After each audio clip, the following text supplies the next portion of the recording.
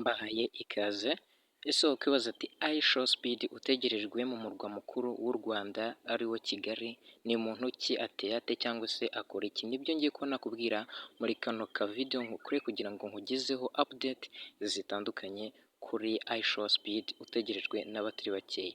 Uyu iShowSpeed ni umunyamerika, akaba afite YouTube channel ikurikirwa n'abantu benshi nk'uko ngiye kuba nabibereka. Uyu iShowSpeed yavutse ku itariki 21 z'ukwezi kwa mbere mu bihumbi 2005. Urumva kugeza ubu afite imyaka 25. Urumva yuko rero ari umuntu ukiri muto kandi akaba amaze kwamamara mu buryo budasanzwe bitewe n'ibintu yagiye akora byinshi cyane. Uyu iShowSpeed yatangiye ku rubuga rwiwe akina ibintu bijyanye n'imikino, agenda yongeramo n'ibindi agerageza gukurura abafana biwe, gusa byaje kuba byamuhira kuko ubu turi kuvugana akurikirwa n'abasaga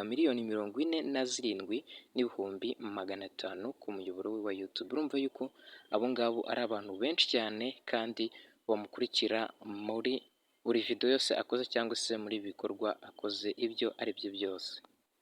Uyu ni icyamamare cyane, yagiye ahura n'ibindi byamamare bikomeye harimo Cristiano Ronaldo ndetse ahura na Mr Beast, we ukurikirwa cyane kuri YouTube, nta wundi muntu umurusha umubare w'abasubscribers cyangwa se abamukurikira, aho akurikirwa na miliyoni nyinshi cyane.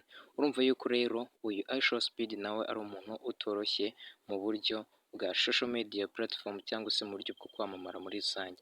Yagiye azenguruka ibihugu byinshi cyane, ubu ngubu tukaba turi no kumwitegura mu mujyi wa Kigali, aho azagera mu minsi mike cyane. Urumva yuko rero ari ikintu gikomeye cyane ko bizaba ari ibirori bihambaye kuba tuzakira umuntu w'icyamamare nk'uwo nguwo.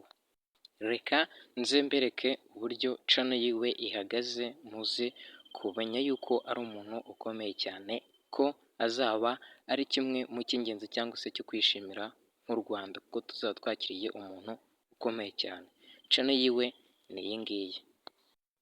Kugira ngo uyibone uraza ufungure YouTube yawe nk'ibisanzwe, application ya YouTube nk'ibisanzwe, numara kuyifungura tegereza akanya gatoya kugira ngo ifunguke. Tuza hano muri search usacingemo iShowSpeed nk'uko nguko hano byanditse, ubundi tukandaho, ubundi utegereza akanya gatoya yaza guterwa na internet ufite. Urabona yuko channel yiwe ni iyi ngiyi ikurikirwa na 1,47,500,000, akaba afiteho video 1,700,000. Urabona yuko ari umuntu rero ukomeye cyane, akurikirwa n'abantu benshi ku muyoboro wa YouTube. Urabona yuko ari umuntu w'igihangange tuzaba twakiriye nk'umushyitsi muri Kigali.